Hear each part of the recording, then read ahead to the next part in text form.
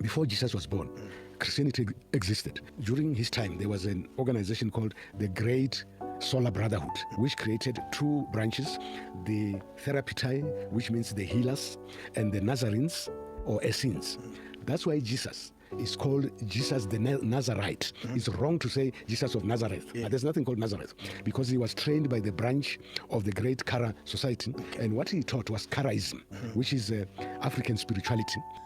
Respectfully, this is just not true. Karaism is actually a Jewish religious sect where people have chosen to fully believe the Torah and they have fully rejected the commentaries that the rabbis have made, which is the Talmud. Further into what Ndate said about Jesus teaching African spirituality, it seems to be linked to the fact that Jesus was raised in Egypt, right?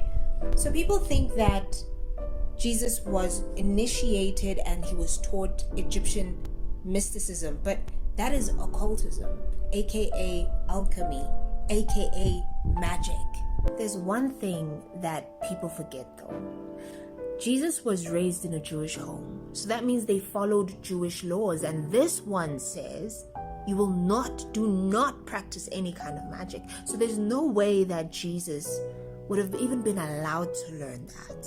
Now, Ndate's version of Jesus is black, but I couldn't find a source to support that claim. Like, maybe I didn't see what he saw, but I'm not saying that this is what he did, but what I've noticed about this space is that a lot of the time, people are so resentful about the fact that Christianity was weaponized against us that now we are making up our own versions to soothe ourselves. But we don't need to do that. You know, the Bible is very clear that God is for all people and he embraces us all. Embraces, that word sounds weird now, as such. Oh, and another thing, that they also said that the highest God is called Mwariwetenga in Shona, which he then translated to Queen of Heaven. But Shona speaking people, please help me out in the comment section. Doesn't that translate to God of Heaven? See, this is the type of thing that throws a person's argument all the way out the window. And he went on to talk about how the Queen of Heaven had children, how the Egyptian Christ came about, and by the way, that's not Jesus either. But yeah, I do a whole breakdown of that in my mailing list.